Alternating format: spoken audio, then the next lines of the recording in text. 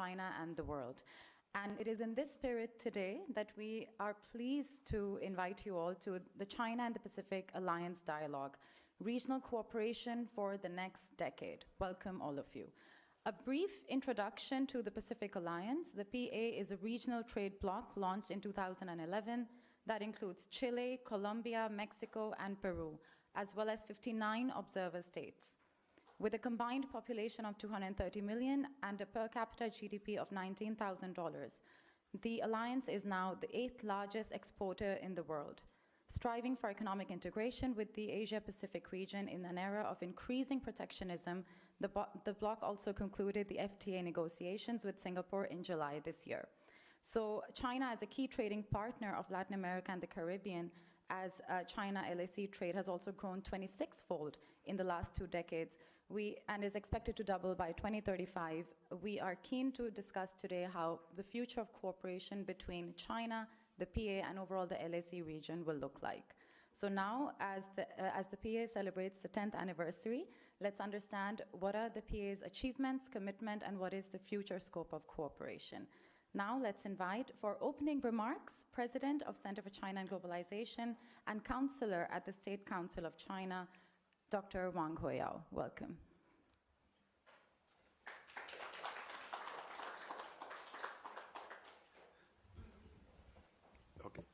Okay, thank you, Zoom, and Your Excellencies.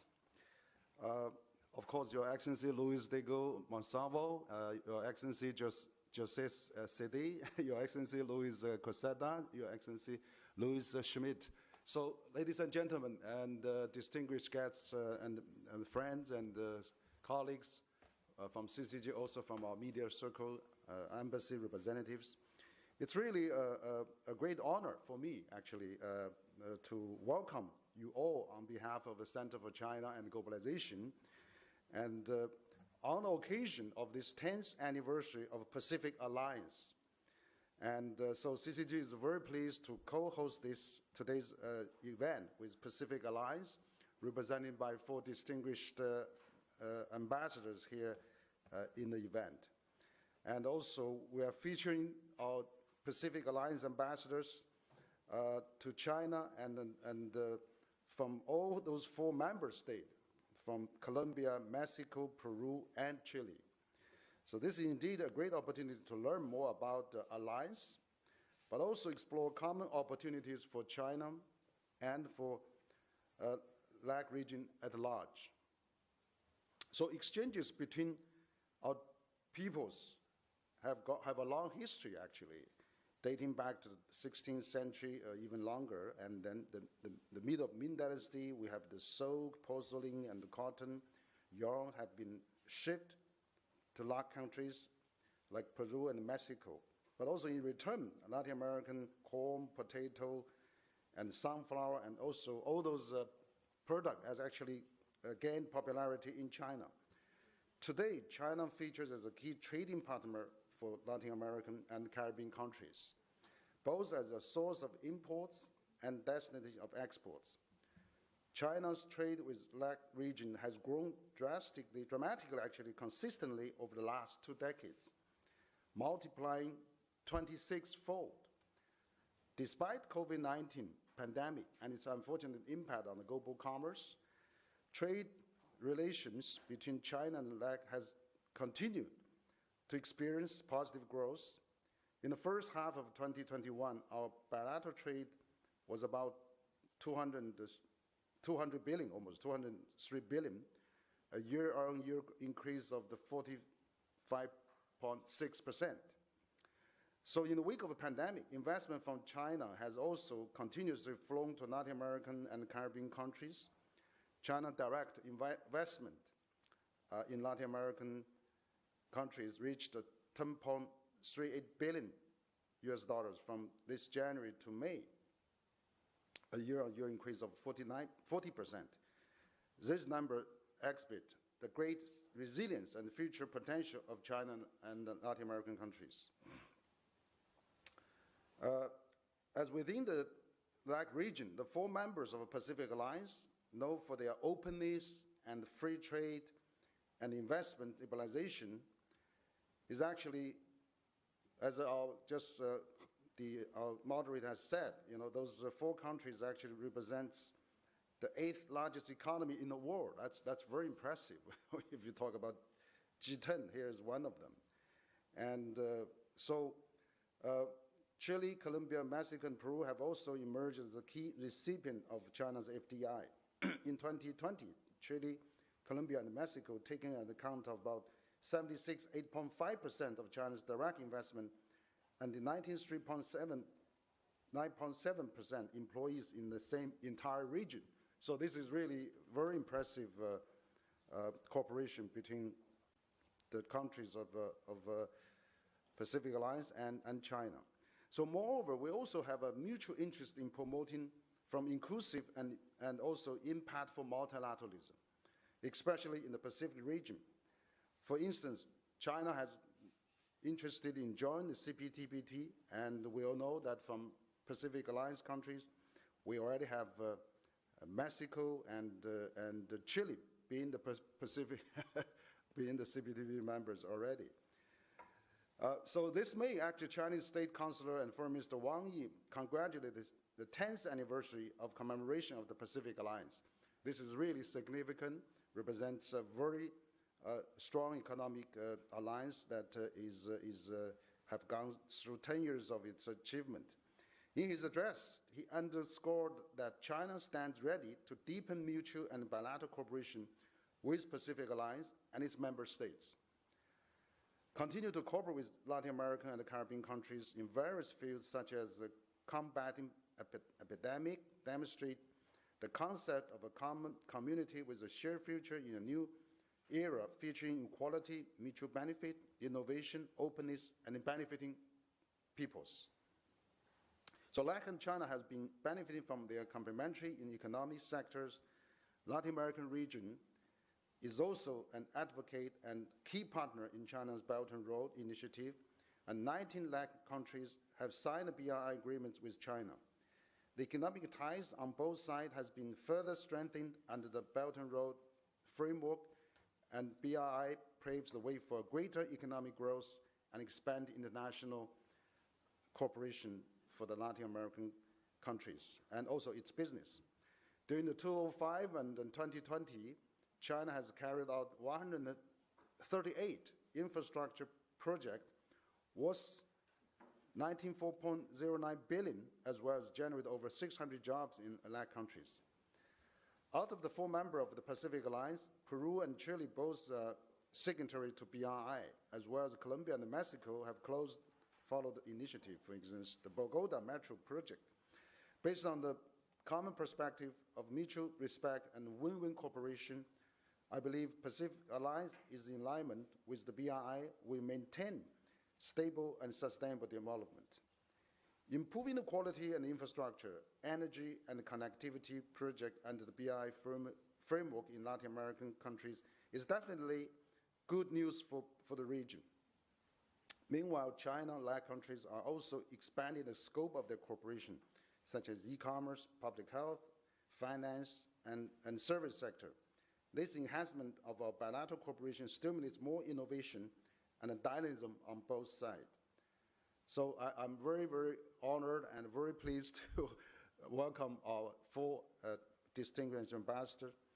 I'm very confident that through our close cooperation, mutual understanding, and trust, and of course China and Pacific Alliance, and also the LAC region, will jointly build our common interest together, and we are really going to make a more and more important role to the prosperity and also to the cooperation with our regions and also with our countries as with the world. So with that, I would look forward to hear more from our distinguished ambassadors, and really, once again, thank you all very much. Thank you. Thank you so much, Dr. Wang. And towards win-win cooperation and various avenues of various mutual interests that PA and China share, now let's welcome our 4 ambassadors who will discuss in more detail specific aspects about the Pacific Alliance. So firstly, to talk about the Pacific Alliance and its objectives, Let's warmly welcome His Excellency Luis Diego Monsalve, Ambassador of Colombia to China. Welcome.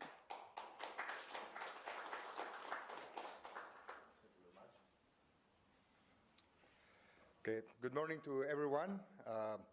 Distinguished Dr. Wang Weihuao, President of CCG, dear Mabel Miao, Secretary General, dear Mrs. Sun Ahmed Khan, dear ambassadors, friends, and all the audience, both online and present with us today in this public lecture, Sao Shanghao. First of all, before I start some of my speech, I want to once again give thanks to CCG, Center for China and Globalization. When I came in 2019, in March 2019, 1 or 2 months later, I visited CCG. A former colleague introduced me and he told me I should come and meet them. And this has been a very good experience. I have already attended, 6, 7, 8 events with CCG. In many of them, I've been invited to participate in panels, in discussions, and I know this is a leading think tank in China, and this is important for the people in our countries that are watching this event. This is one of the leading think tank in China focusing on globalization, and we know globalization is a force for good, which of course has to be managed, has to be channeled, but it's still a force for good. So that's something very important that CCU works on that, promotes globalization. And this is what Pacific Alliance is a group which really is focusing towards opening and being globalized to the world. So thanks again, Henry. I would say in a friendly term, we are good friends, and Mabel, thanks a lot for inviting us today. So thanks for putting this together, this event, so we have this magnificent opportunity. It is a great pleasure to be with you today to introduce with my colleagues the ambassador from Mexico, Peru, and Chile, one of the most successful and innovative regional integration processes in Latin America and the Caribbean, the Pacific Alliance. I am speaking today as the first because we have a rotating presidency. So now this year, in 2021, it is Colombia, and then from January 1st, there will be Mexico for the next one. So from next year, for 2022, you will see Ambassador Seade chairing us and inviting us to different events. This regional integration mechanism was established in April 2021 and formally constituted on June 6, 2011, and constituted in June 6, 2012, with the signing of our framework agreement. And since then, the Pacific Alliance oversees a deep integration process which is innovative, flexible, and strongly projected to the world with clear and pragmatic goals that we will discuss ahead. We call ourselves a deep integration for prosperity. Accordingly, our main objectives are to build an area of deep integration to progressively advance towards the free movement of goods, services, capital, and people. At the same time, we are eager to promote better and inclusive growth, development, and competitiveness of the economies of its member states to achieve greater well-being for its citizens. We look forward to become a platform for economic, commercial integration and projection to the world through our 4 economies, with particular emphasis on the Asia-Pacific as one of the most important regions worldwide. Just one tip about this. We were just talking before, and regarding the 4 countries, nowadays, China is a very important partner for the 4 countries. In the case of Mexico and Colombia, China is our 2nd largest partner. In the case of Peru and Chile, is the 1st trading partner. And the US is the 2nd for them, the 1st for us. So we are very integrated to the world, and of course, the 2 largest economies are either our 1st or our 2nd partners.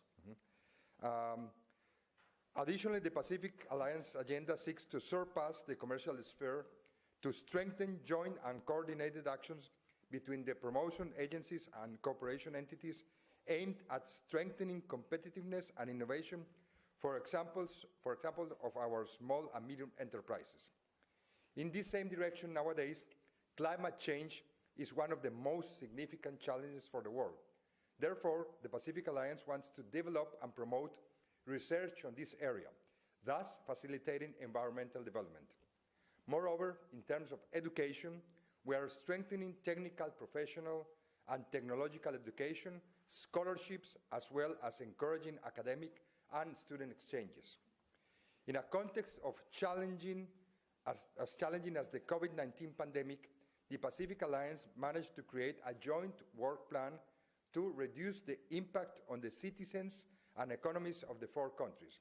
For example, we launched joint promotion activities that will impact around 2,500 companies to support economic recovery and promote e-commerce, trading services, foreign direct investment, and sustainable tourism. 2021 is an important year for us, has been an important year. It is as it marks our 10th anniversary, and I am honored that Colombia assumed the pro tempore presidency this year. After 1 decade, we are proud to highlight that the Pacific Alliance has 59 observer states worldwide, with 6 candidates for associated state and cooperation relations with regional blocs from different continents. For instance, China has played an important role as an observer. Recently, as Dr. Huang said during the official event for the 10th anniversary, State Councilor and Minister of Foreign Affairs Wang Yi sent us a congratulatory video, and in this sense, on behalf of the Alliance, we want to express our willingness to strengthen our cooperation with China as a strategic partner and create joint strategies to foster economic growth and sustainable development. You are all welcome to learn more about us. Our doors are always open. Thank you very much.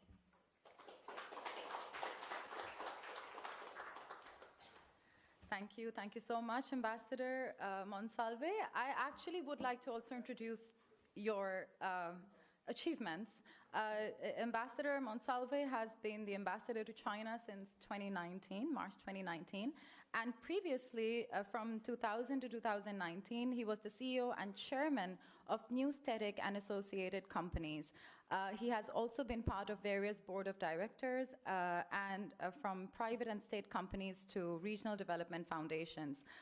So when you talk about integration and also the fact that there's immense potential, we see there's a lot of experience, and we hope to learn more from that. Thank you so much for introducing the Pacific Alliance. Next, we have the Ambassador of Mexico to China, His Excellency Jesus Seade. Firstly, I'd also like to introduce you briefly. His Excellency Jesus Seade serves as ambassador to China since July 2021. He was appointed ambassador of Mexico to the GATT from 1989 to 1993, and prior to that, he was the principal economist in public finance at the World Bank for 3 years.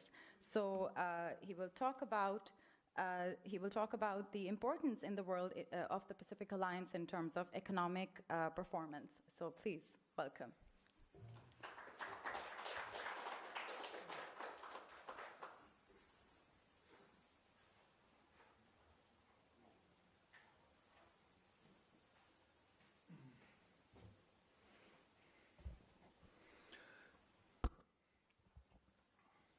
Thank you very much, my dear friend Wang Huiyao.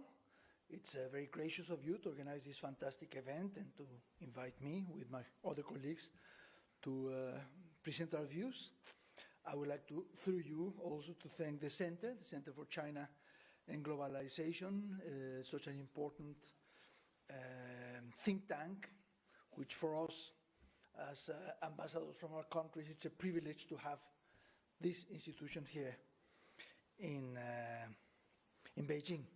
In fact, I started my office with a quarantine 3 months ago, almost to the day, minus the quarantine. So it's been a couple of months that I have been around. And nevertheless, I already have had the opportunity to be in this place. This is the second time. Very interesting, different events. So I really would like to recommend it to everybody who is listening, and to thank you for the amazing service you bring to all of us. It is well known that Asia-Pacific is one of the most important regions in the world in terms of population, GDP, and certainly trade. The region's human, natural, economic, financial, and commercial resources make it one of the most relevant and the most dynamic. The size of our collective economies represents close to 60% of world GDP. There are several regional agreements within such an important, large, dynamic region, as is the Pacific Basin.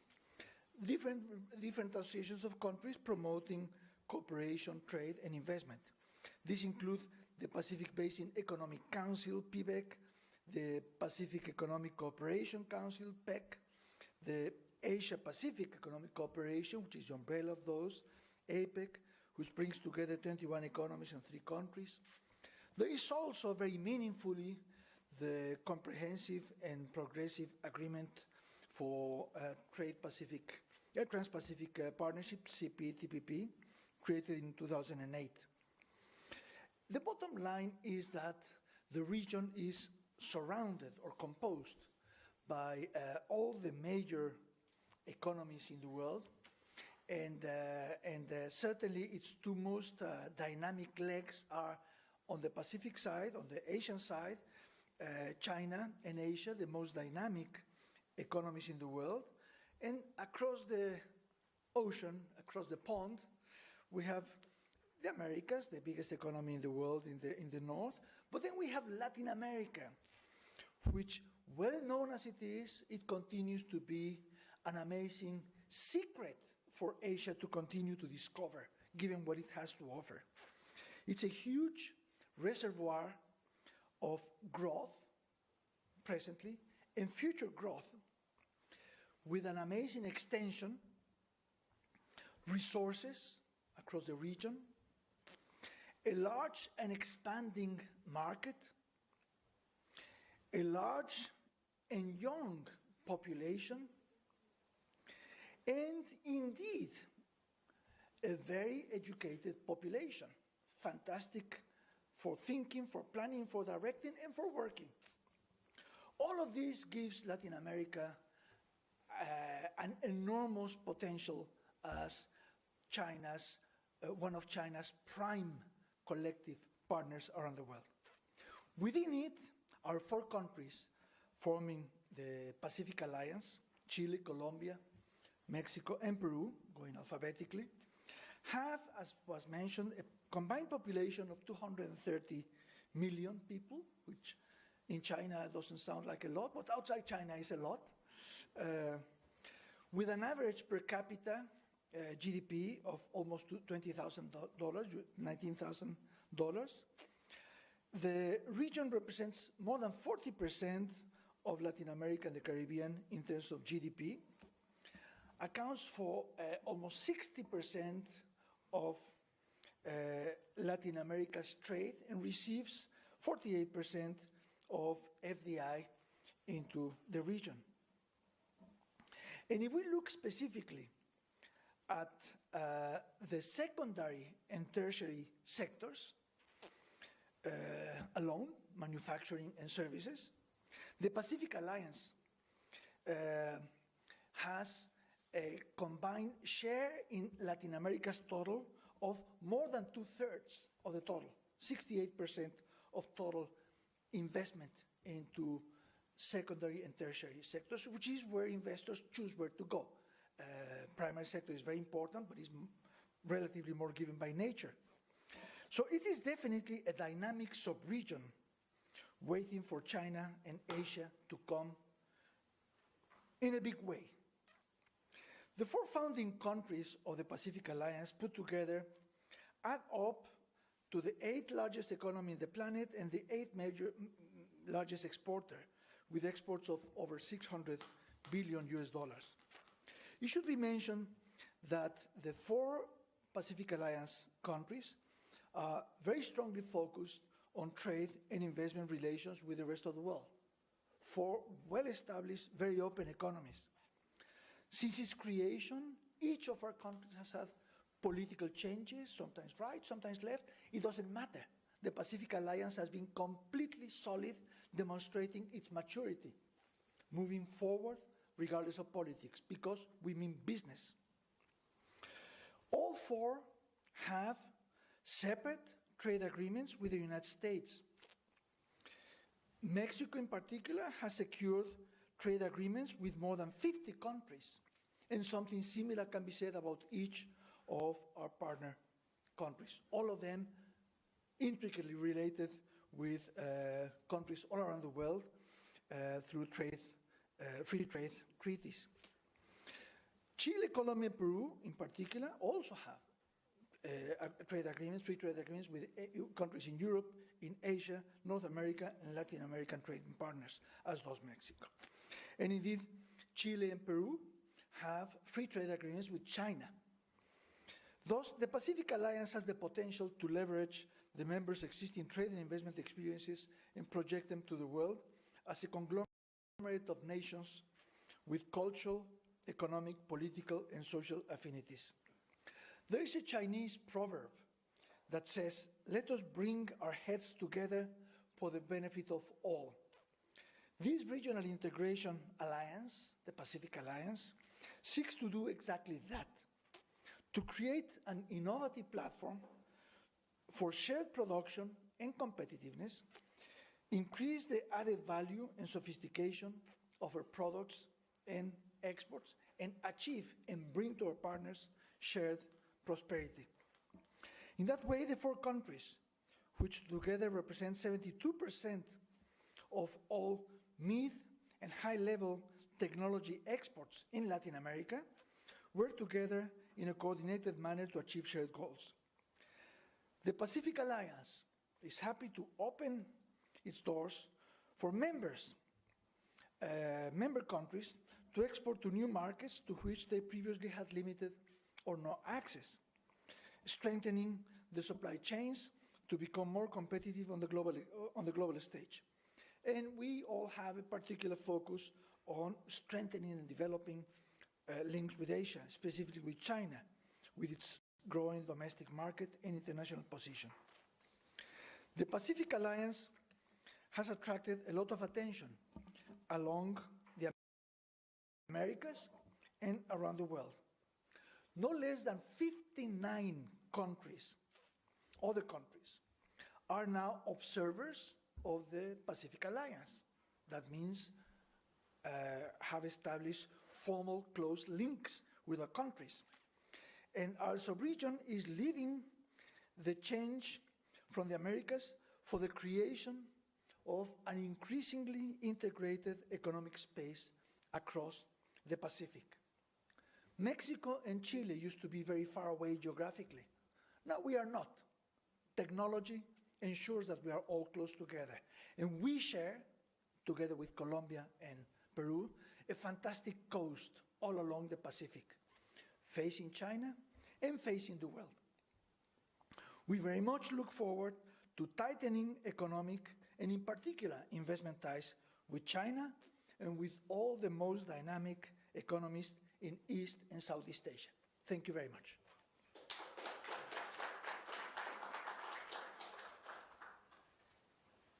Thank you so much, Ambassador Seade. And now, to understand the main achievements of the Pacific Alliance during the last 10 years, let's warmly welcome His Excellency Luis Quesada, Ambassador of Peru to China. And if I may briefly introduce him as well, he has been serving as Ambassador to China since 2018. And prior to this, he was the Director General for Economic Affairs from 2017 to 18. He also served as Ambassador of Peru in Australia and non-resident in New Zealand from 2011 to 2015, and he joined the Peruvian Foreign Service in 1977. The floor is yours.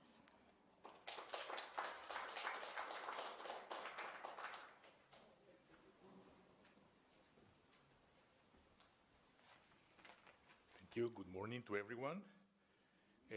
Dr. Hui Wang, President of the Center for China and Globalization.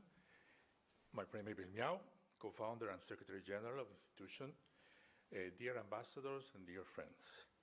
Just like some minutes ago my colleague Jesus from Mexico said, the Pacific Alliance has remained stable despite presidential elections in all 4 countries in a region where power transitions often lead to changes in economic policy.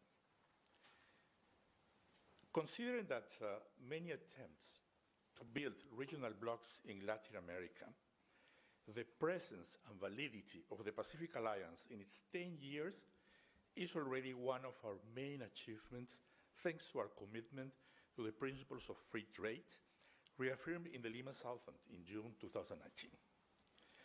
Our goals are pragmatic, and we all share a strong political will to advance them. The Pacific Alliance is not only a platform of commerce integration, it also develops common objectives and shares best practices in a number of areas with observers and other blocs. Now let's go straight to our achievements. In terms of trade and promotion, 92% of the products that are exchanged among the 4 countries are duty-free since 2016.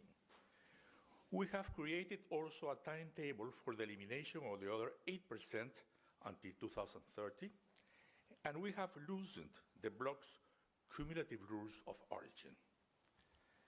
The integration of the Mexican stock exchange, which is the biggest in the alliance, into our integrating stock markets has set a limestone in the bloc's financial system.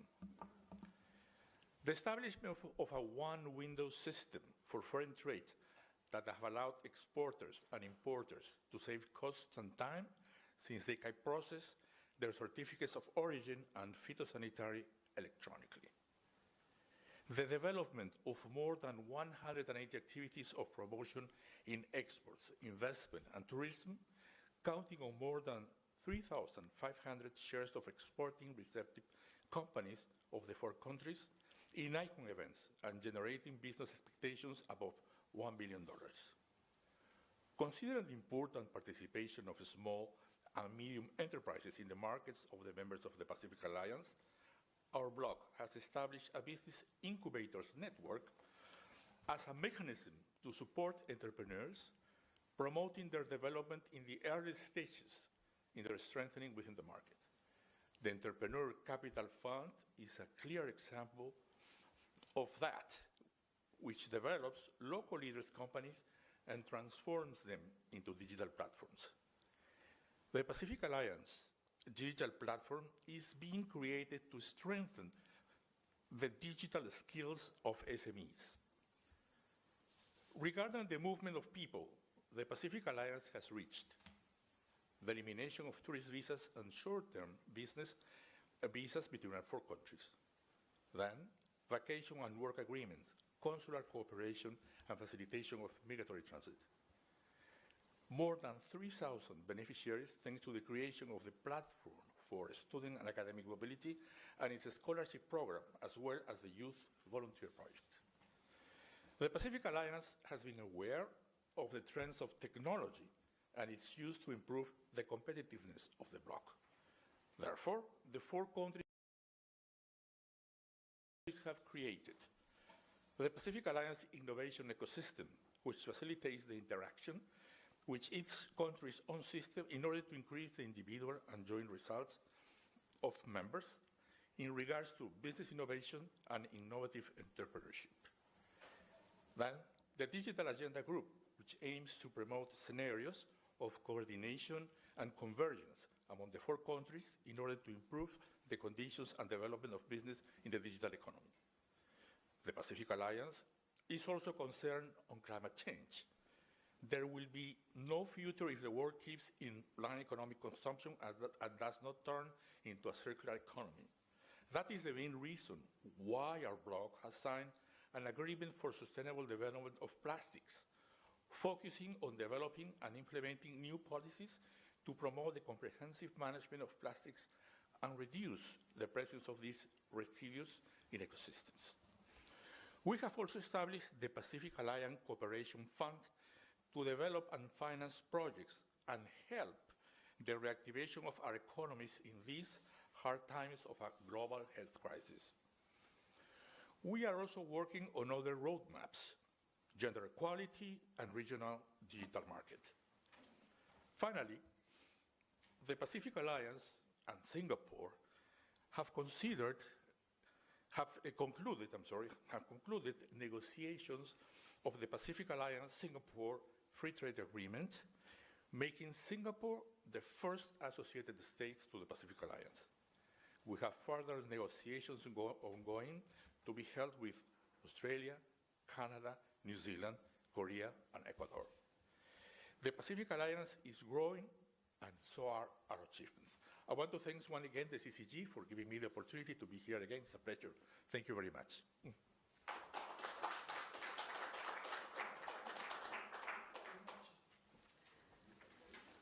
Thank you so much, Ambassador. Now we understand more about the Pacific Alliance, economic achievements, and also, lastly, we would like to know what is the strategic vision 2030 of the Pacific Alliance. And for that, let's warmly welcome His Excellency, Ambassador Luis Schmidt, who is Ambassador of Chile to China. Ambassador Schmidt currently has been serving in China since 2018 as ambassador. Previously, he was president of the National Trade Union Federation of Fruit Producers, and also he was at the National Society of Agriculture between 2005 to 2009. He served as the president of this society. From 2010 to 2014, he was appointed as ambassador of Chile to China as well. So let's understand Strategic Vision 2030 of the Pacific Alliance. Welcome.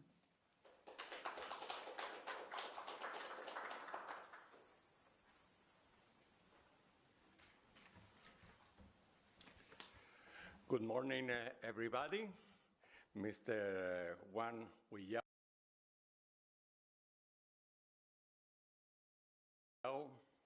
President of CCG, and thank you so much for invitation this important meeting. I know that the Center for China and Globalization is the most important thing in China. Thank you for this invitation. Our colleague Luis Diego Monsalve for Colombia, Seade for Mexico, and Luis Quesada for Peru. And our moderator, Mrs. Sum Ahmed Khan, thank you for this important meeting. Thank you, CCG, for the kind invitation to today's activity. It's a great pleasure to be here today with my colleagues of Colombia, Mexico, and Peru, who have eloquently introduced the different aspects of the Pacific Alliance. Now, last but not least, let me introduce you what is our common vision for the year 2013. Today, we celebrate our 10th anniversary of Pacific Alliance has consolidated itself as an innovative, flexible, and visionary regional mechanism with concrete goals consistent with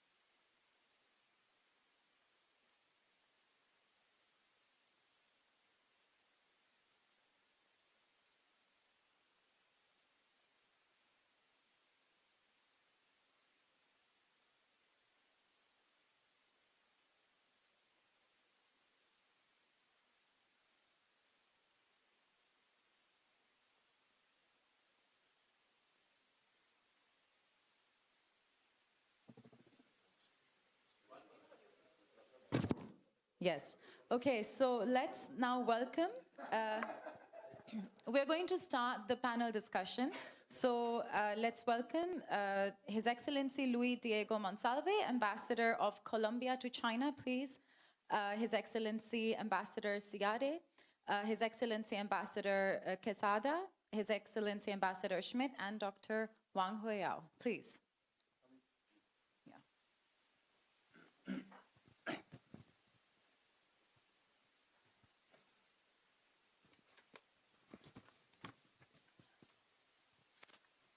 So firstly, we've heard, let's start with Dr. Wang Huiyao, President of Center for China and Globalization. A brief introduction about me. I'm Zoon Ahmed, Research Fellow at CCG. And today's panel is really going to be about getting into more depth. How can the Pacific Alliance and China cooperate more deeply? There are many multilateral mechanisms, many trade agreements, many things that both can achieve together and also support each other in. We also know that China has the Belt and Road Initiative. How can the Pacific Alliance, when we understood more about the vision, it can in many ways align with the Belt and Road vision as well, which is something that I am trying to understand. Being in China, it's an interest of mine. So I'll firstly start with Dr. Wang. We heard the ambassador's presentations, the concept, the economic achievements, and also the way forward. So what are your thoughts on the Pacific Alliance, and also more specifically vis-a-vis China? Okay, thank you, Zoom. And also I'd like to thank 4 distinguished ambassadors from Pacific Alliance countries. And I think this event at CCG is very significant. First, for me to comprehensively understand the formation, the achievement, the progress, and also the future vision of the Pacific Alliance. And this is really for not only for the think tanks community, but also I think for the policy community to know that our 4 countries from Latin America are doing so well and so impressive. And this is really, I think that with the 10th anniversary going on, I mean, I was really deeply impressed by what has been achieved with our 4 Latin American countries. And, you have this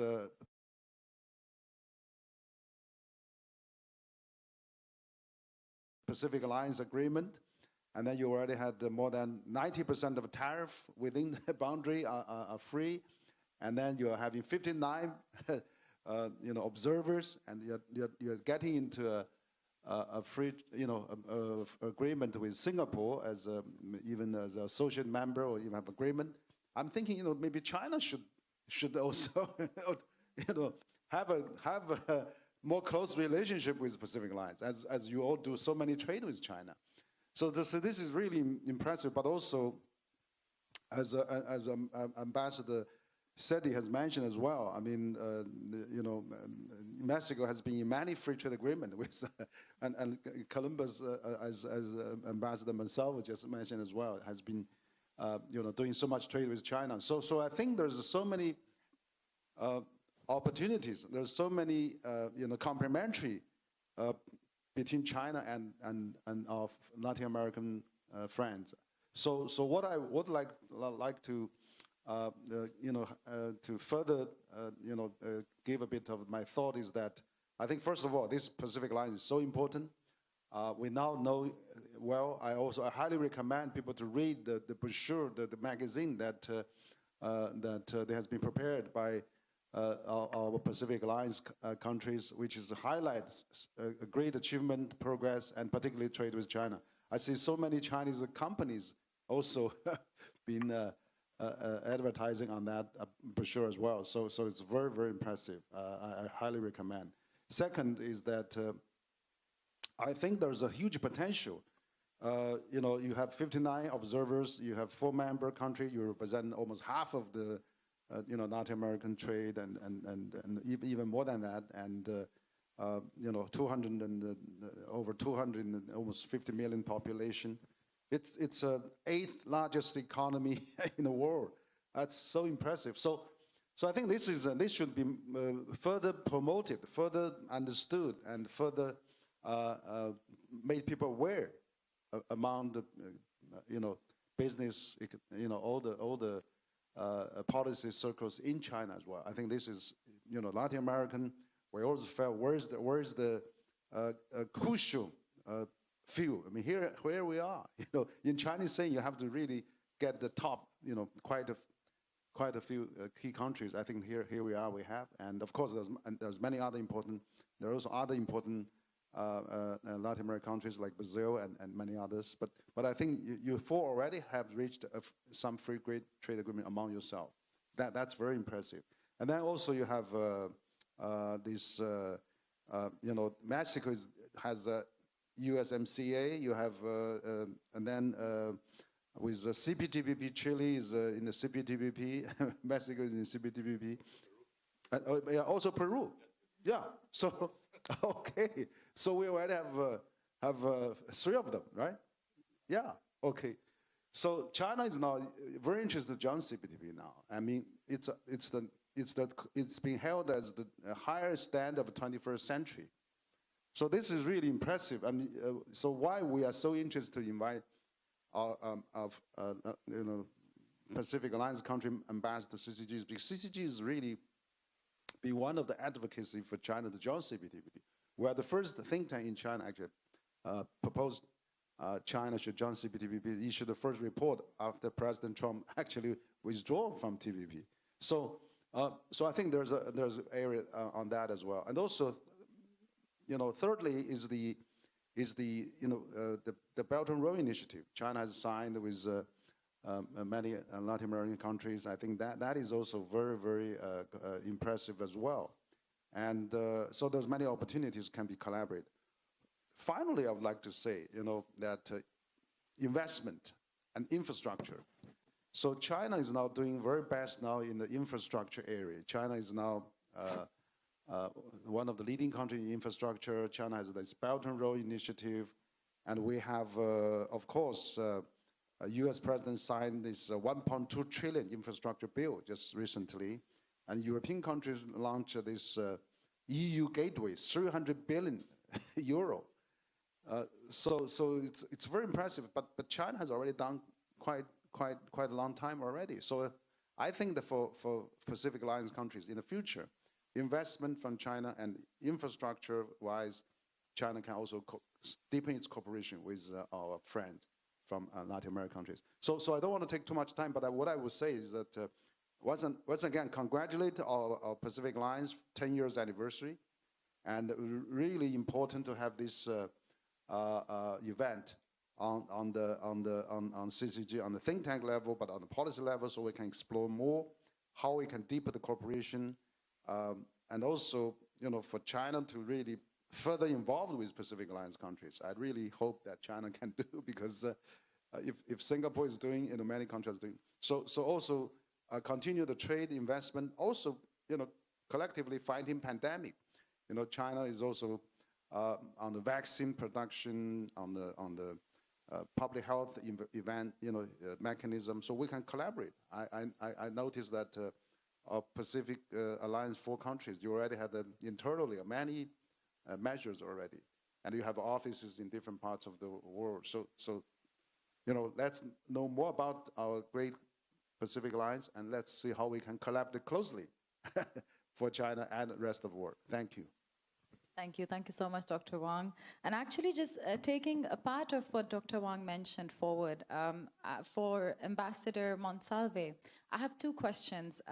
Firstly, what was the reason? Because it's impressive, over 10 years, these 4 countries have maintained the alliance, have been building this partnership stronger, and also 59 countries as observers. That speaks volumes about the perceptions and also the impact of the Pacific Alliance. So if you can talk a bit about what was the starting point, what keeps them together, and also secondly, the Belt and Road Initiative, China. How do you see China and the Pacific Alliance cooperating in the future? Okay, thank you very much. First, Dr. Wang, for his good wishes for Pacific Alliance, and I think the four of us, something very impressive. The four of us, we have all repeated some keywords which may help you understand why the Pacific Alliance is where it is right now. One of them is pragmatism. This is a very pragmatic alliance in which no matter which kind of political situation we have in the four countries, we keep promoting and keep working with the Pacific Alliance as a bloc.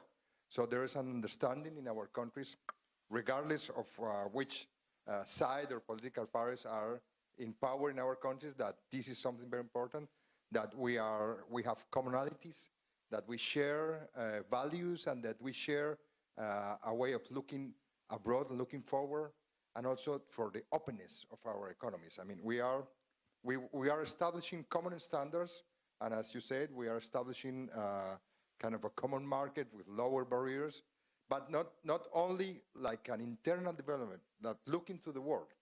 So this is since the beginning.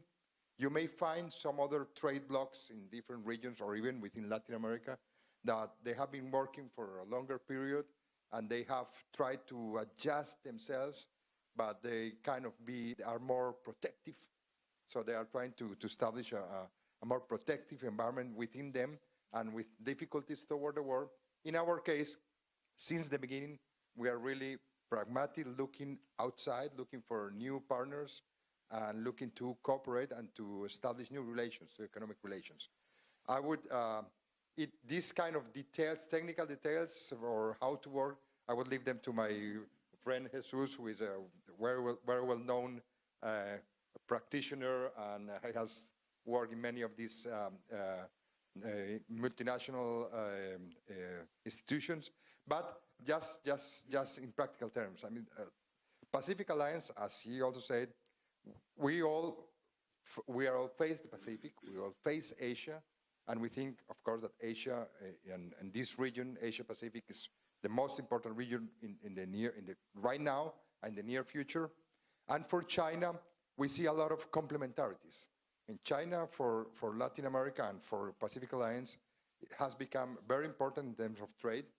Many of us, we are increasing, and I would say Chile and Peru, they have made a wonderful job in growing in agriculture, agribusiness, looking towards China.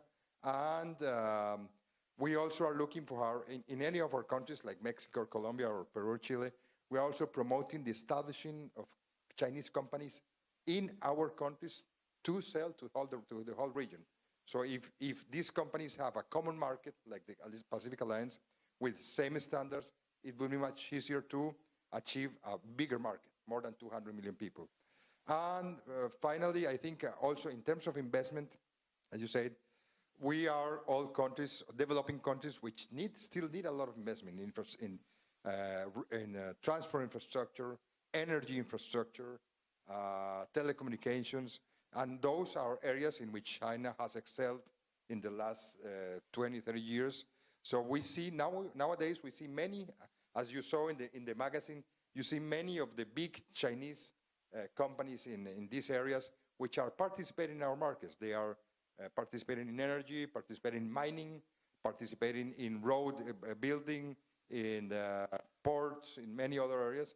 So, and this is something that for sure will increase in the future. I mean, it's already in a very good position, but the only thing we see in the future is more and more. So there is a very positive way. I think there will be much more integration, much more trade and investment between China and Pacific Alliance countries. Thank you very much. Thank you so much. So for Ambassador Seade, let's have three sub-questions really. First of all, Ambassador Monsalve mentioned that you can explain some technical details, how this works. So briefly, if you could, that would be very interesting for us. And also, one of the questions is these kind of alliances or blocs, you know, they tend to get mixed up. How is the Pacific Alliance different from, you would say, EU or ASEAN, if there is something that makes it unique? Not that it has to be entirely unique, it's unique because of the countries and the region and the opportunities, but still if there's a way you could distinguish and more specifically tell us what is the approach really? And lastly, what is the role of observer states? If Let me come to your questions as a Yes. byproduct. Thank you very much. Let me say a few words complementary to what my friend from Colombia said, and try to locate the Pacific Alliance in a kind of a broader context and also larger context over time. We are in China, and China likes seeing things with a long vision. And so let me bring a little bit of the long vision. We are all countries belonging to Latin America. Latin America, if you look at it, is in many ways the big region of the world that has more to offer as we look at the future. It has a gigantic territory, the distance from northwest of Mexico to the southern tip of Chile and Argentina is enormous, with huge range of developments, diverse population, the richest biodiversity in the world, richest in terms of resources from copper and oil and all kinds of things. It has a relatively high level of income and potential for gigantic growth in the future. It has rich and growing economies. It has a very young population. I don't know about the populations in the countries of my friends, but it must be similar. The average age in Mexico is 30, something like that. So it's a very young population, nothing like what you have anywhere in Europe or indeed in Asia or in North America. Maybe Africa is similar, but we have a very high level of educational development, labor proficiency, good workers, and so on. So in terms of looking for a good investment opportunity, just looking at it analytically, Latin America has to be a central focus for China over the next, let's say, 50 years and beyond. Now, within Latin America, we are not one country. It's not like China, which is a continent-sized country. We are many countries, sovereign and with our own differences. But we have a lot of similarity. We have a main common language throughout 90% of Latin America. Then there is Brazil with Portuguese, which is a very close language. So we have a shared history, shared culture. We are a common territory. So it's very easy to do business with all of us. And within that huge territory, there are 4 countries, all of them facing China across the sea. On a clear day, you can almost see them on the other side of the big river called Pacifico. We are 4 countries with very open policies, with a very friendly attitude towards China, with a great facility. It's not that we are exceptional. We are just easygoing, our countries, to relate with each other and to do business with each other. So I don't think you need a big treaty, China and our countries or anything like that. You just need to have confidence and to do business. We are 4 business-oriented countries wanting to do more business with China, eager to receive Chinese investment and business. Now, where has China been investing? Has invested a lot in Chile, in Peru, in Mexico, in Colombia, in Brazil, in Africa, in Australia.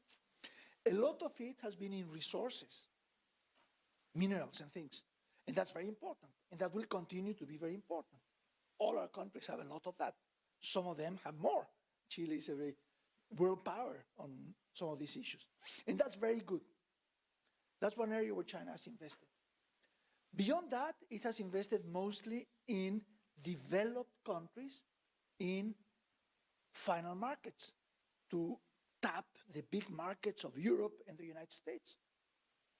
It's beginning to invest in, for example, in manufacturers in my country. We have a few thousands of Chinese firms, 2,300 or so Chinese firms, many of them producing washing machines and televisions and other things for the Mexican market. But what you have not started seeing is what you do have in the case of Western companies, Volkswagen or Toyota or Ericsson, who produce in Brazil or produce in Peru or produce in Mexico for export. That's really the name of the game tomorrow. That has not happened in a big way in our countries with China. So I see a future of closer partnership, us getting into combined value chains with China, that something is produced in China and then is produced in our countries and then exported. That's where I see the most potential, not this year and next year, but beyond. We're talking Vision 2030 and beyond. Also, yes. 2023 and beyond. Yeah. Thank you, thank you. That was really... No need to wait. No need to, now. Yeah.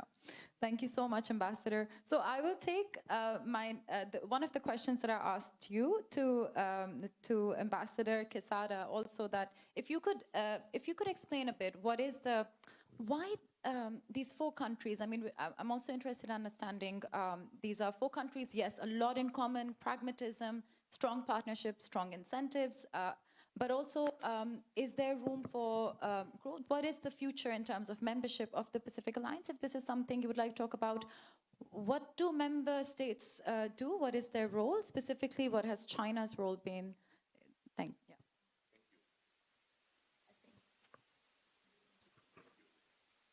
The fact that there is a strong interest in the Pacific Alliance is due to that we are very active in the international community. In the case of Chile, Peru, and Mexico, for instance, we are members of APEC and we are signatories of the CPTPP. In the case of Colombia, Mexico, and Chile, they are members, important members of the OECD. Colombia and Peru are also members of the Andean community and other integration process. So this, I think, is the response to why we have 59 observers. Now, this is only one category to access to the process of the Pacific Alliance. The observer has some rights as well. They can participate in all of our meetings, especially ministerial and presidential. So they are open to attend, and they also have a voice. So that is very important, why the observers can feel very comfortable in that. I would say that in the case of China, it is true that we four members would like to see a more active role of China. China is very active in other Latin American fora, like the CELAC, but we would need China to be more present in the Pacific Alliance, because in terms of trade and investment, we are more like-minded countries. So there are many things that we can do with China. The next category in the Pacific Alliance is the associate member, like in the case of Singapore. And for that, they would have to have agreements, trade agreements with a very high quality with all of us. And of course, the next and the top category is full member. And for that, a country would need to have free trade agreements, I mean, formal free trade agreements with the four of us. This is the case of Ecuador, and we, of course, the four of us welcome this new entry of the new Ecuadorian government. They want to also open up their trade policy, and they are in the process of that. Another country that has in the region that has expressed interest is Uruguay. However, Uruguay has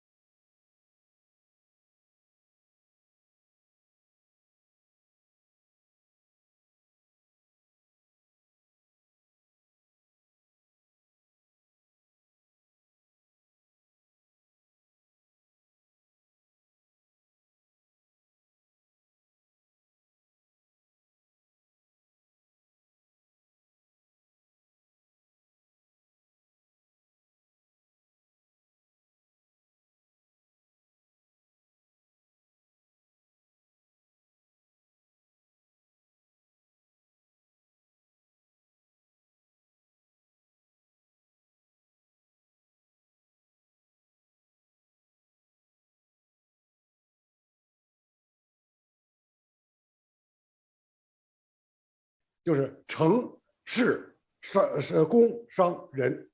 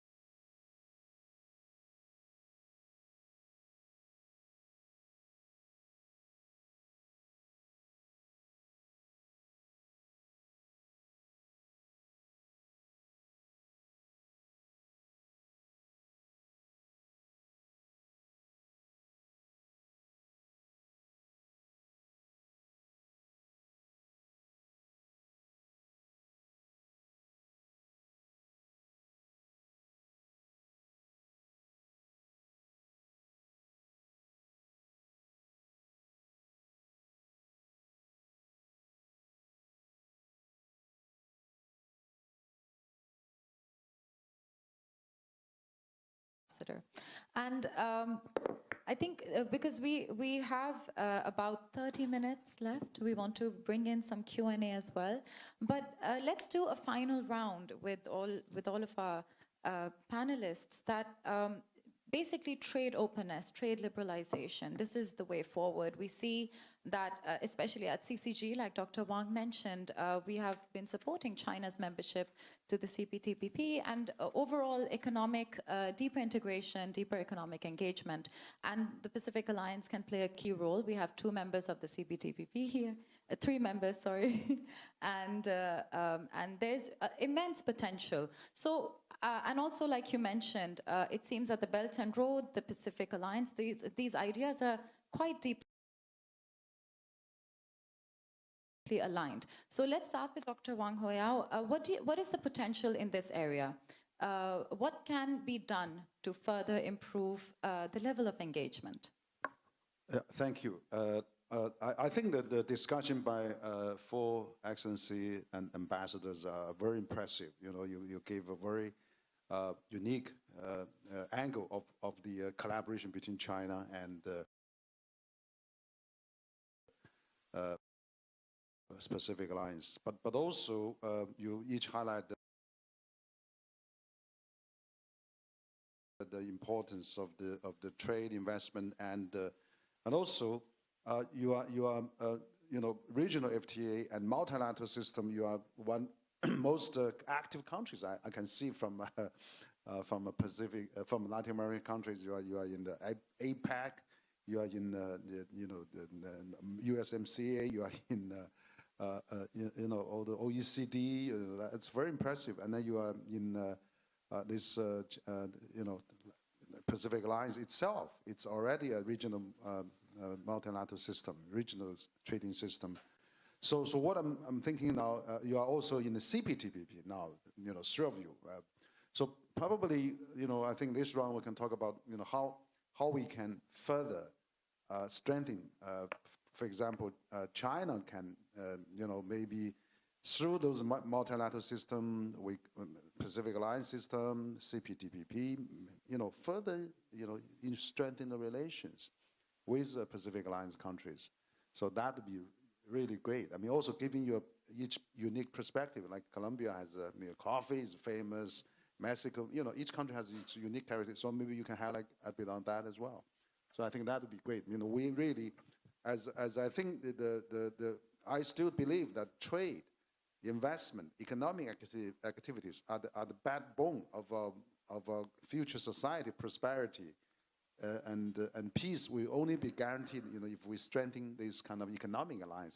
We're not busy with secure alliance. Well, let's busy with the economy.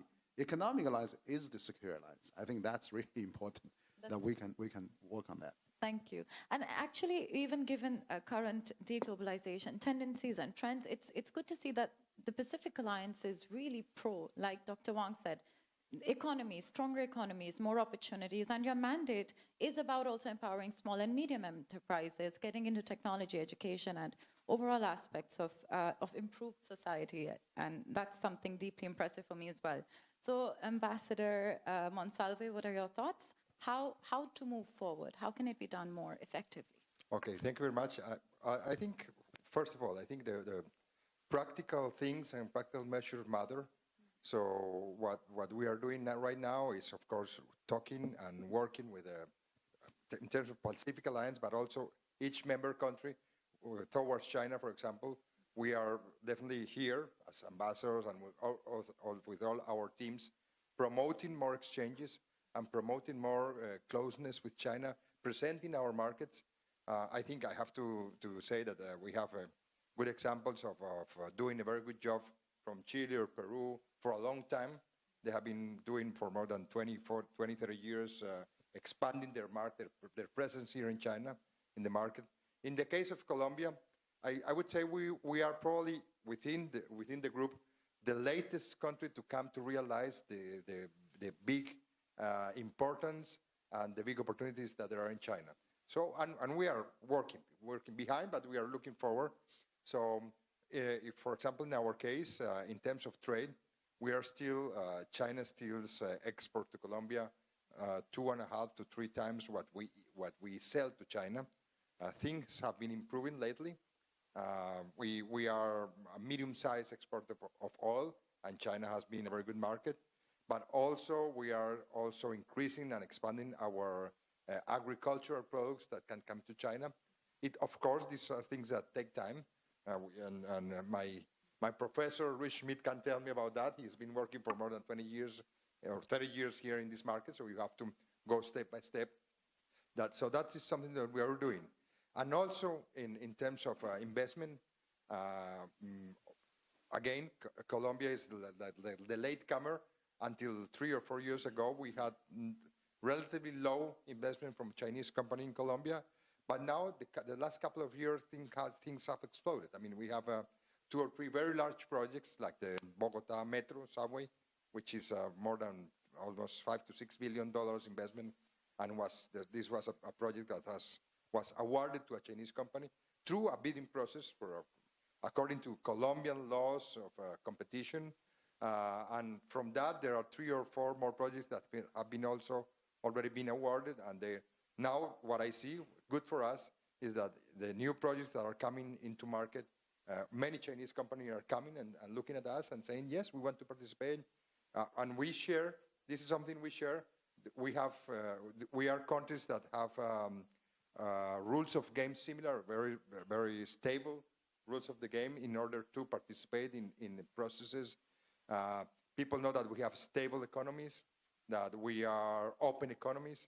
So in that way, there is a field which is leveled in a good way for the 4 countries, and this helps us, including this is something very important in terms of investment. When we present to the Chinese companies, there is so many opportunities, and of course, also the Chinese companies are so big and so capable to go there that we are not competing. We are working together.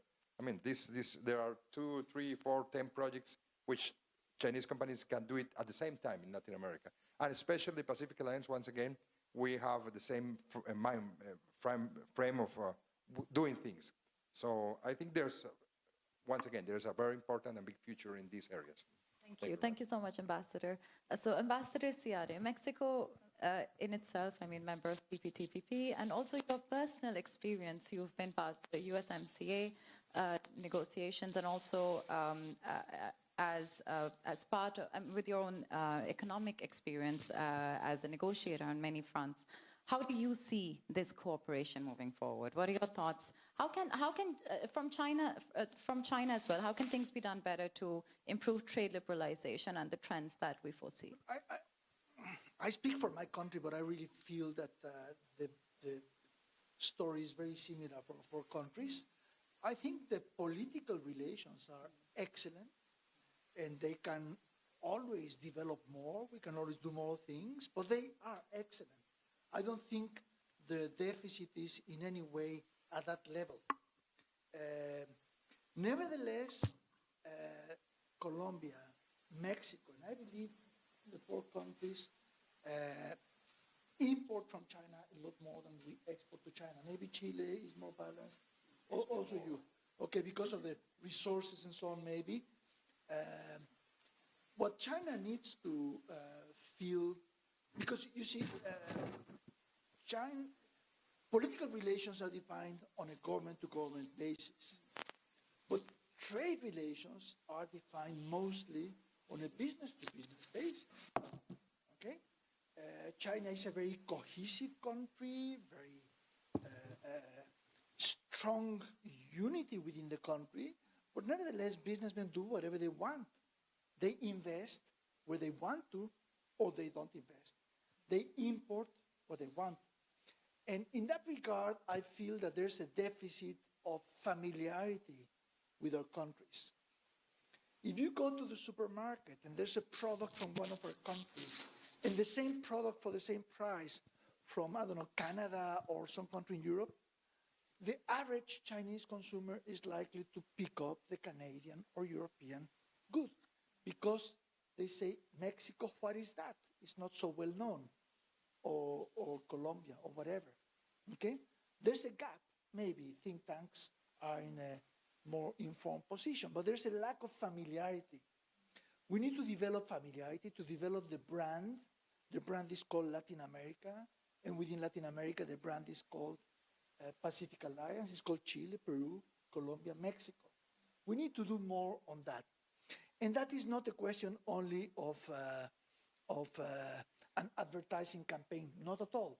It's a question of developing the right means to enhance this familiarity.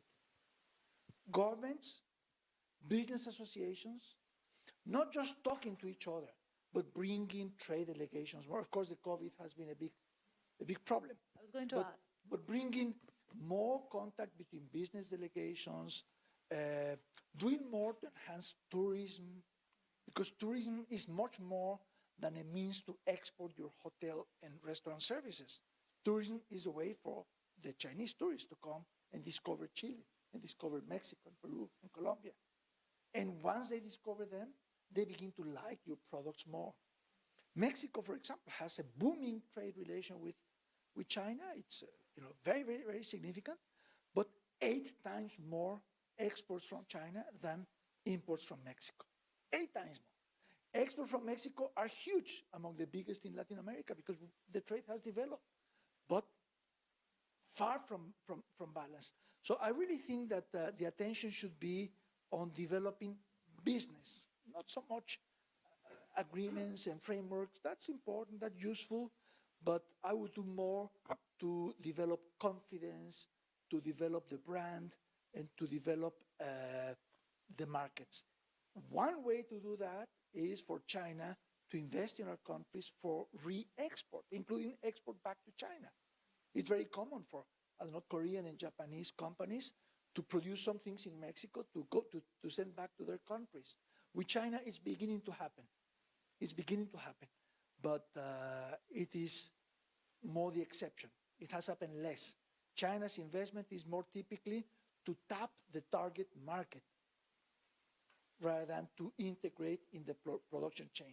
We need to develop that more. There are so many questions I want to ask in response, but because Many countries are facing this kind of deficit, and there are ways to address it. And really, in the long haul, what we're looking at is genuine interest in each other. The brand is the people, the culture, and from that, the business follows, really. So, Ambassador Quesada, if you can specifically talk about COVID-19, because Ambassador Seade just mentioned it a bit, and how in this stage, when business delegations are not coming and going, tourism has been affected, how to continue building the brand and deepening between China and Pacific Alliance, yeah.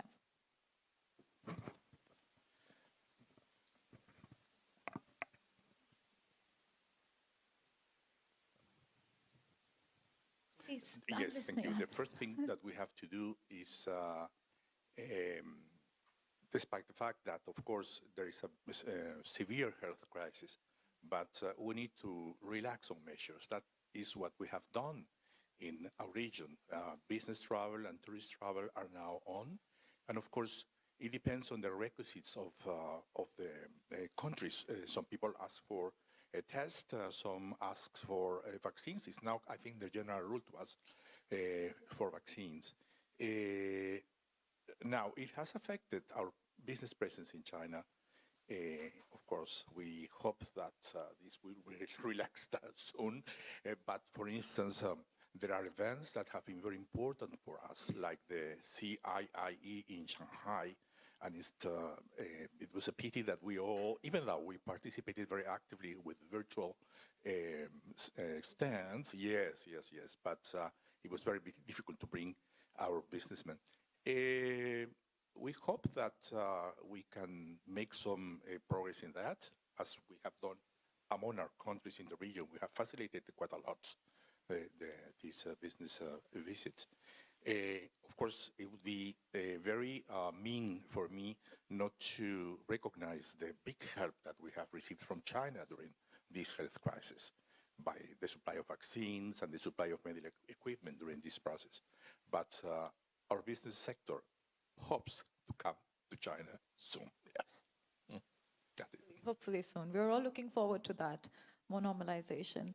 The last question for Ambassador Schmidt. Actually, it may seem a bit on a tangent, but it is something that's very important at CCG as well. We have the initiator, the founder of the Global Young Leaders Dialogue, Dr. Mabel Miao here. And it's an interest of mine as well, and many people in the audience. How are youth being engaged?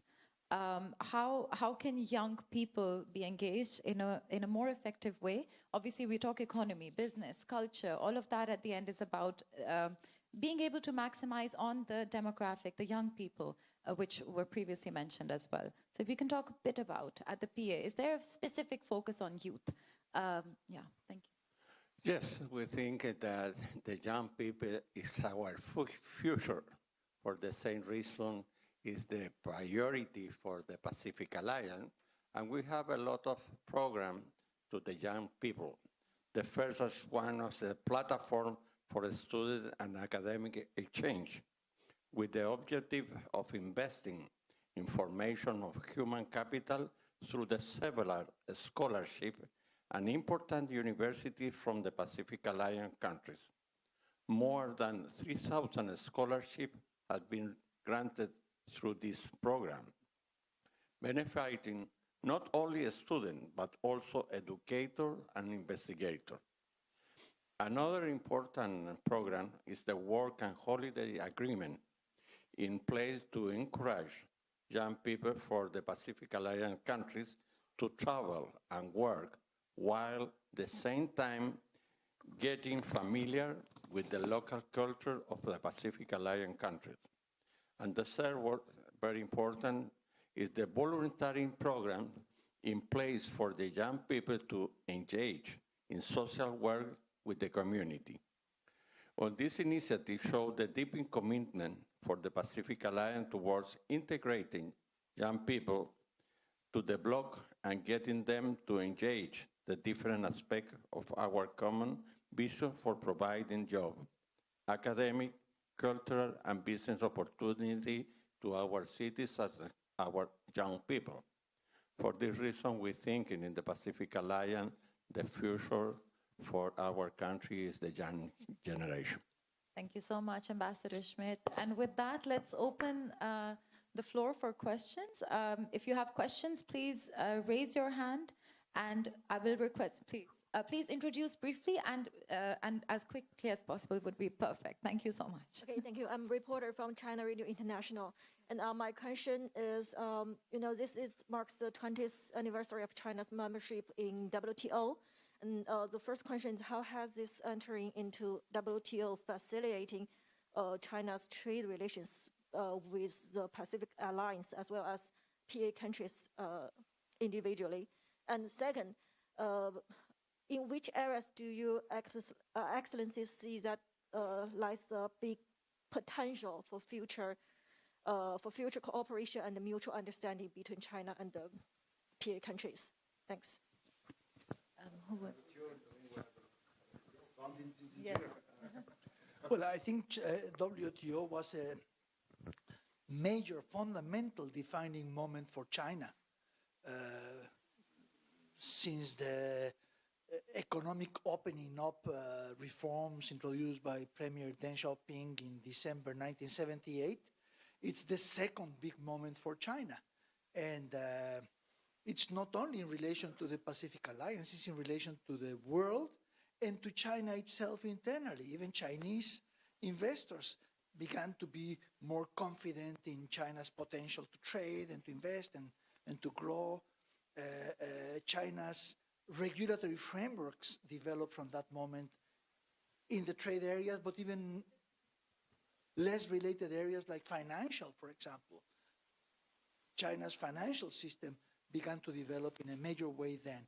So it was the launching pad for China's connection with the world. It was a very happy moment for China and for relations with our countries. Things began to take off gradually in the first decade of this century, I think more or less for all of us. And in the second decade, 10, 15 years ago, things began to develop very, very fast. So China is now, and has for a long time been, an intensely trade-oriented economy. The blockages to trade, I think, are no longer very significant in terms of traditional trade liberalization. Reducing tariffs is not the main issue almost with any country. It's more the development of trade, the development of trust, and related to trust are regulatory relations.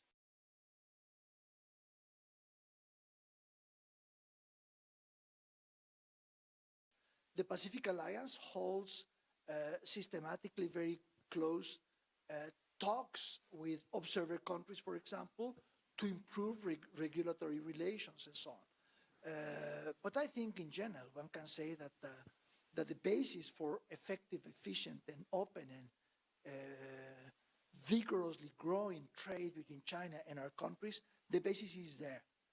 The main need is promotion in the broadest sense, not in the sense of advertising, but in the sense of generating familiarity, promoting the brands, and working together.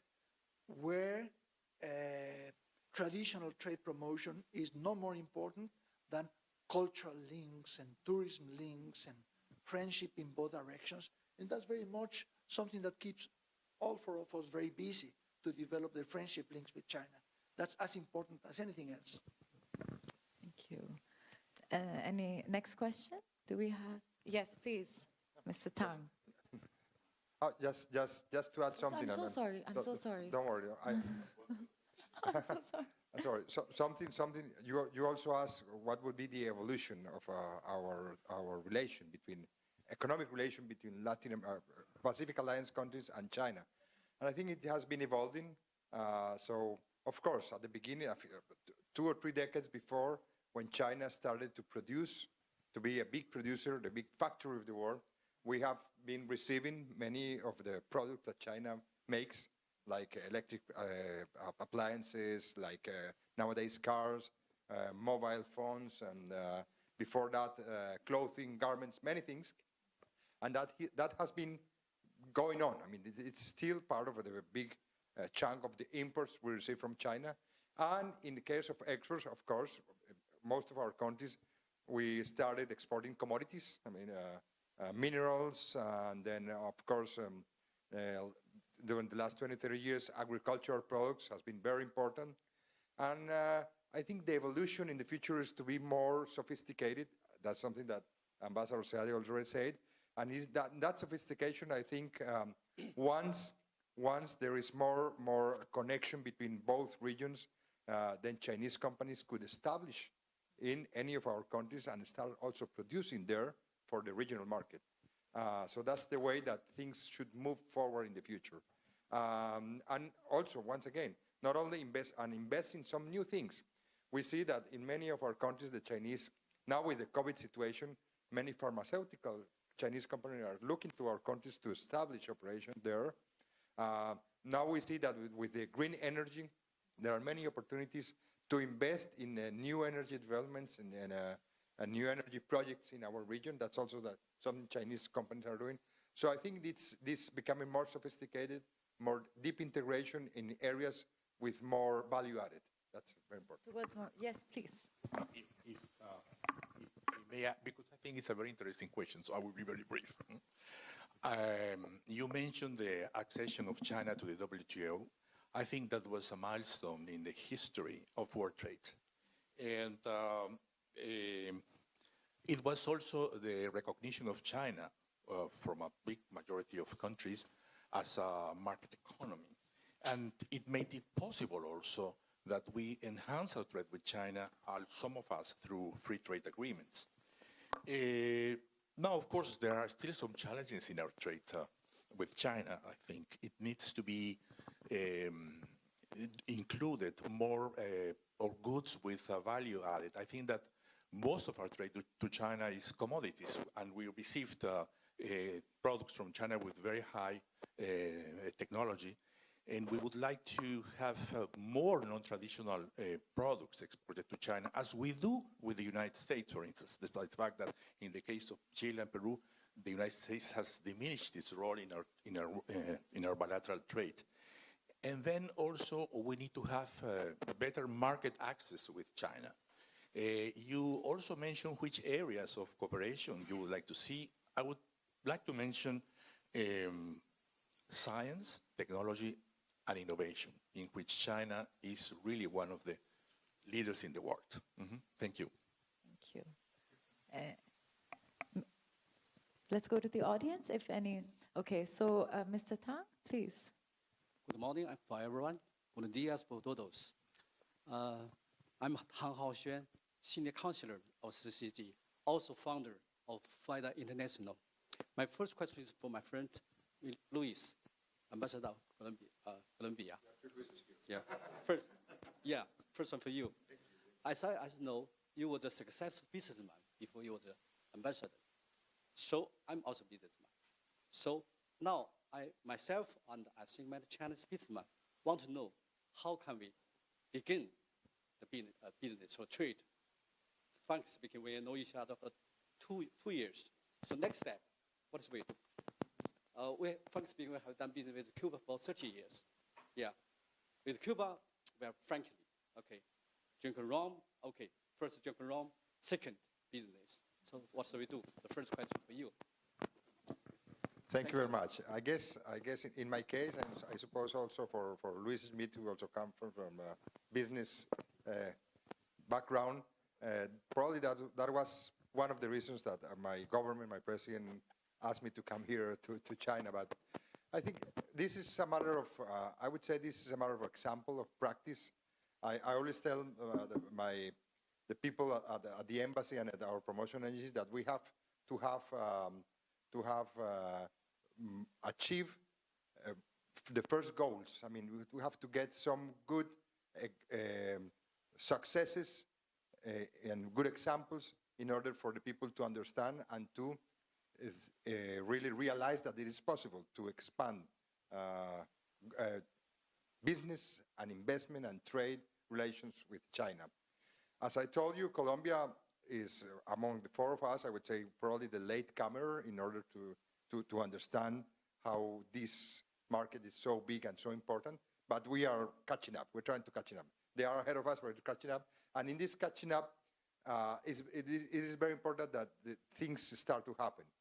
For us, 2 years ago, once again, it was really very important. I was really glad here that in this process of the bidding process for Bogota Metro, which is the largest project in Colombia for the next 5 or 6 years, first, the Chinese companies were there, they participated, and they have learned how to participate in this kind of process in Colombia and Latin America. Now they are doing more and more, and they understand that they have to follow the rules and they have to really hire very good lawyers, for example, and then do the right things to participate, and they won. So this winning, I mean, the first example of very large project in Colombia, which for many Chinese companies up until now was like one country which was not so close, really opened the doors. So in this case, things are already happening a lot. Something else, we are, as you know, we are biggest one with our largest agricultural export products, coffee. And with coffee, we are well known around the world, but still China is, compared to some other countries, is still a tiny market. But it's increasing every year, double digit, 20, 40 last year. This year is going to be almost 100% of increase compared to last year. So these things happen when people start to understand and to feel confident. So that's a slow process. I mean, you would like to be it faster, but no, it's like that. You have to get confidence. You have to people to understand, to see the product, to taste it, and then it keeps going. So and I think that's something we have to do. Of course, the COVID situation has been a little bit difficult because it's very difficult to bring people. But as my colleague Luis Quesada say, we really hope that sooner than later the Chinese borders will be open in a safe way. There will be new ways of coming, and in that way we can have our producer and exporters visit China. Thank you. Thank you so much, Ambassador. We have one question from the back. Yes, please.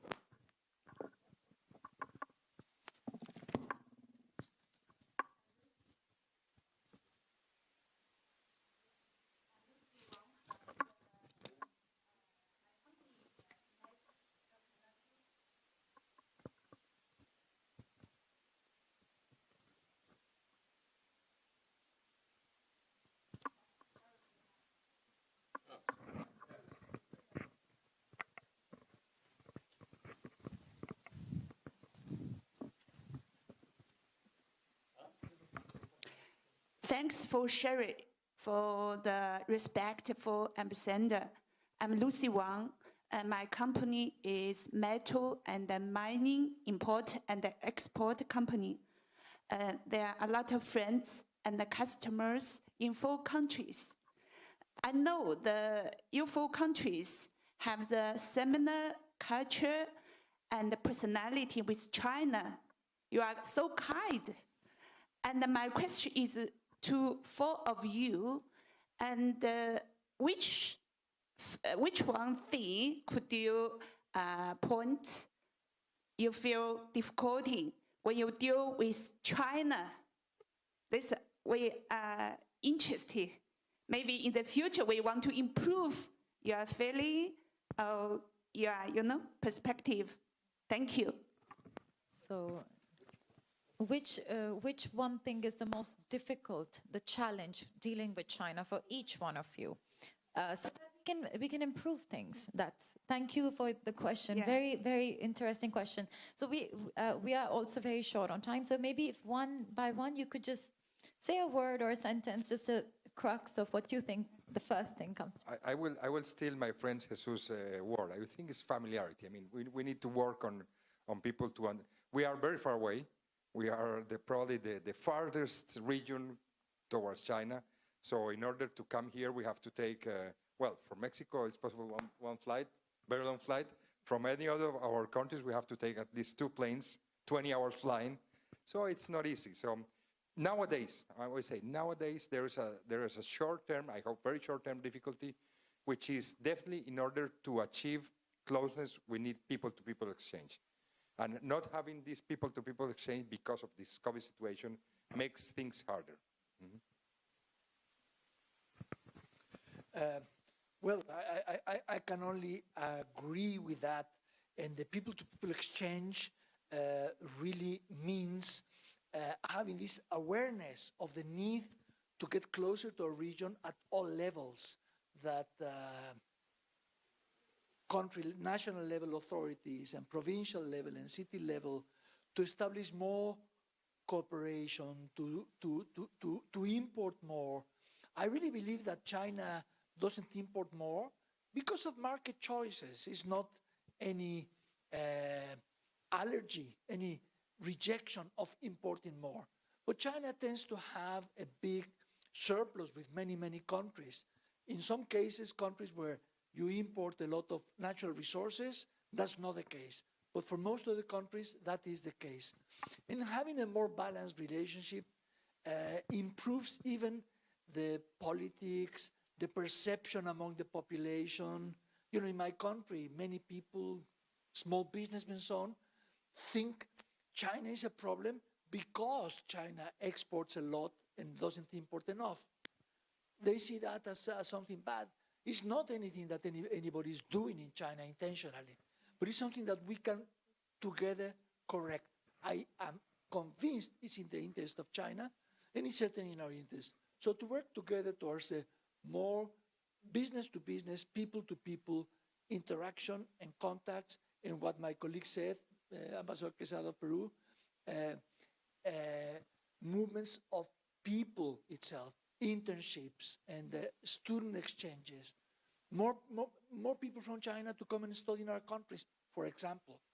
They will discover an amazing region with a very rich culture, but one that is not sufficiently known now. Your question straightly was, what is the most difficult thing for an embassy in its work with China, right? So I mentioned on my comment before that one of the challenges was market access, and this is the most difficult point, specifically with themes that have to do with phytosanitary regulations, the access of products, and the fact that we need to improve our communication, our connection with the Chinese agencies in charge of that. So I would ask for more flexibility and more dialogue to solve some of the problems that we have in our market access in China. Thank you.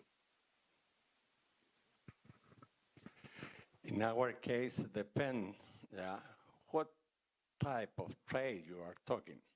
In the case of minerals, probably it's a commodity. We don't need some special logistics for arrival to China. But when I'm talking about food, we are a lot of restrictions. Phytosanitary agreement, as said my colleague for Peru, is one of them. But another topic more important than this one, in our case, we have a lot of phytosanitary agreement with Chile and China. For this reason, probably we don't have problem in that sense. But they need to promote these products in China.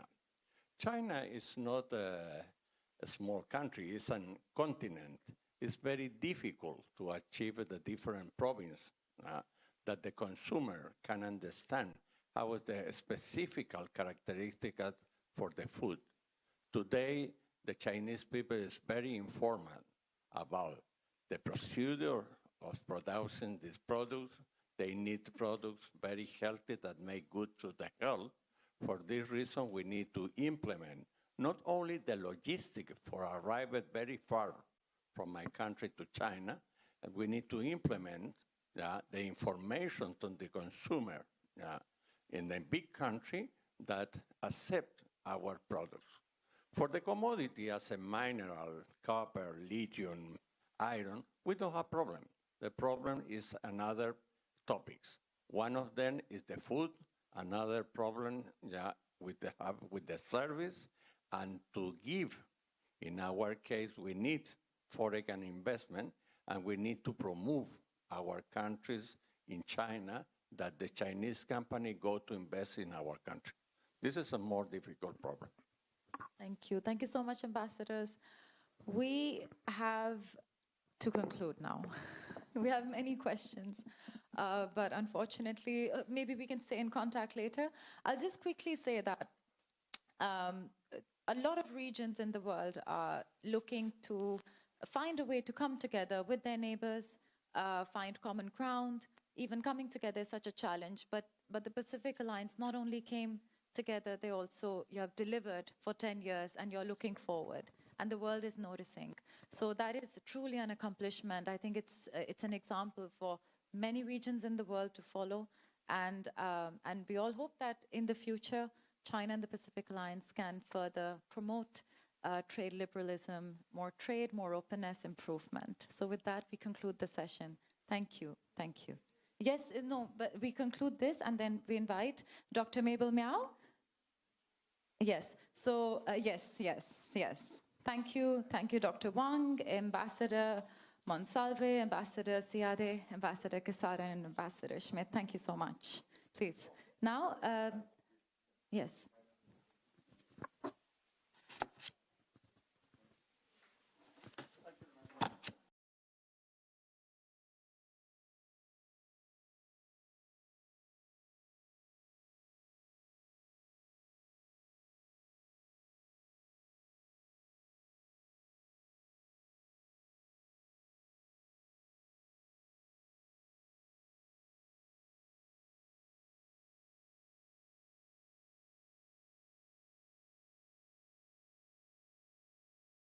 Ambassador of Colombia, Ambassador Monsalve, please. And Dr. Mabel Miao, co-founder and Secretary General of Center for China and Globalization, for concluding remarks. Thank you.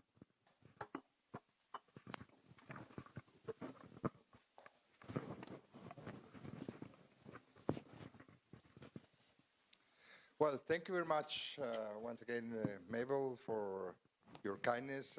Dr. Wang, I think this has been a very informative event. You were able to see the four of us talk about our similarities, our goals. As you may understand, the Pacific Alliance is a project in development. This is our first 10 years. We are looking now for the next 10 years and then following 10 years and 10 years more. I think this is a long-term project. As you saw, all of you saw, I would like to remind you a few words: pragmatic and openness. The pragmatism and the openness of this process has given us the opportunity to remain in time, even with different perspectives or political sides in our countries. There is a common understanding that this is a very positive project for our region, that together we can achieve many things. We are now, as Ambassador Quesada told, we are having potential partners like Singapore, which is getting closer. We have Ecuador in the process of getting full membership in the near future, if all things are completed accordingly. And we have many more countries trying to be more observers. So this is, I think this is an exemplary process. Of course, there could be some mistakes, or there could be some things that haven't achieved what we thought we would achieve as soon as possible, but we are working on that. So this is a work in progress once again. And with China specifically, we think there are a lot of opportunities. And I repeat what the four of us, we have said. I think you may say that we didn't agree on this, but the language was the same, and the way to express ourselves, and the way to say that these four countries are working together to have a single entity that is looking forward to the Pacific. And with China, we share many common projects and common ideas. So this is all, I think it's all for good. Once again, thank you very much to CCG. This is, I think, the right forum, the right place to be, to show this kind of processes. Hopefully in the future we will have more cooperation. We have many more events. You have this Young Leaders event project, which I attended last year. It's impressive. We saw people from many regions, including Colombian people also, and Latin American people participating. And this is the way to get closer, to bring young people to understand each other, to have relations with China, with Latin America. So thanks a lot, Mabel. Thanks a lot, Dr. Wang, and looking forward to keep cooperating with you. Thank you. Your Excellencies, ladies and gentlemen, thanks, Ambassador's brief. You did a great brief and substantial summary, actually. Firstly, I would like to send the congratulations on the 10 years anniversary of Pacific Alliance. Just now we mentioned Pacific Alliance a lot, and that is very important platform for the free trade and for globalization. People know CCG, we promote globalization. That is our value. Free trade is a crucial factor of globalization, even the engine and the most important fundamental factor of globalization. So I think Pacific Alliance is a very key player on globalization and free trade for the global market. And Colombia is a pro-temporal presidency of Pacific Alliance this year. Thank you, Your Excellency. And Ambassador myself, as an old friend of CCG, and we all know that he has been committed to expand the cooperation of the bloc with China. As Ambassador and myself mentioned, the Pacific Alliance deep integration for prosperity, a platform for strengthening economic, commercial, education, and cultural ties. Nowadays, the bloc has 59 observer states worldwide with 6 candidates for associate state. China, as an observer state and one of the main trading partners of 4 countries, we are seeking win-win cooperation and sustainable development together with the Pacific Alliance. Ambassador Seade underscored the importance of Pacific Alliance as a bloc given its economic performance. The alliance represents 41% of the GDP of Latin America and the Caribbean, accounts for 59% of total trade in this region. It not only benefits the intra-regional trade and the investment, but also has enormous potential for the rest of the world, especially towards Asia Pacific and China. I remember Ambassador Quesada addressed the alliance bloc provides a business incubator network for small and medium companies engaging in its market. It's a mechanism to support entrepreneurs, promoting its development in early stages, which is suitable for strengthening small and medium enterprises within the market. We have a representative, not just only one. Actually, the lady just raised question. We have few representatives from the business community today here.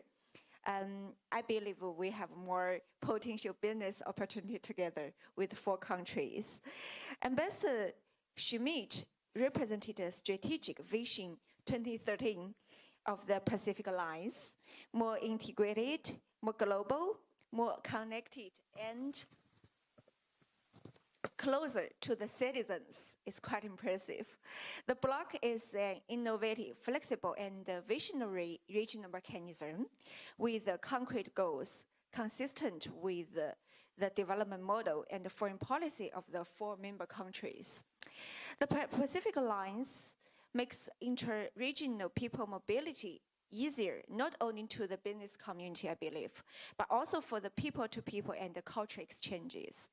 China, as a strategic partner of 4 countries, hopes to promote the people-to-people exchange between China and the Pacific Alliance, and has been working on that. For instance, as the founder of the CCG Global Young Leader Program, it's GYLD we mentioned like the Ambassador Monsalve, Your Excellency, participated in our initiative. It's quite impressive. You deliver a speech about young people and the leadership, how to empower young people, which the GYOD was officially launched last December. GYOD is aiming at enhancing the communication and exchange among young achievers from different countries with different culture and secretary professional backgrounds. With this in mind, in 1 year, GYOD has become an active and dynamic community with over 100 young people from more than 60 countries. Today, Zulun is the moderator, is one of a distinguished member of GYOD. We could see the posters of the 4 countries at the front of the CCG venue. You can see those posters, beautiful views from 4 countries. 4 countries with great nature scenery and ancient civilization. Due to the pandemic, there are some obstacles for the cross-border travel. Just the ambassadors mentioned, that is one of the biggest challenges for our bilateral and multilateral relation. But I believe in the future, we can travel to those 4 charming countries and experience their culture and civilization in person soon. I think a lot of Chinese travelers, tourists would like to visit your countries. I just visited Mexico, but I hope in the future I can visit the rest of the 3 countries. This great destination for Chinese tourism. Even though we have limited on-site seats today, as the venue is limited, but just now I checked, there are more 8 platforms for our social media in CCG.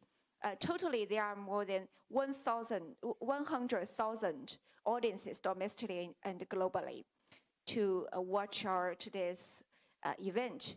We appreciate for Ambassador Luis Diego Monsalve, Ambassador Jose Seade, Ambassador Luis Quesada, Ambassador Luis Schmidt, and all our distinguished guests and media friends coming to today's event. Especially, I would like to say thank you to our CCG colleagues and the colleagues from 4 embassies of 4 countries in China. Without your help and assistance, we couldn't have today's event. Thank you, all of you, for your great participation. We would like to promote the cooperation and the potential market in China and the world, and free market for the world, for globalization. We believe globalization will continue strongly. Thank you. Thank you, Your Excellencies. Thank you, all of you.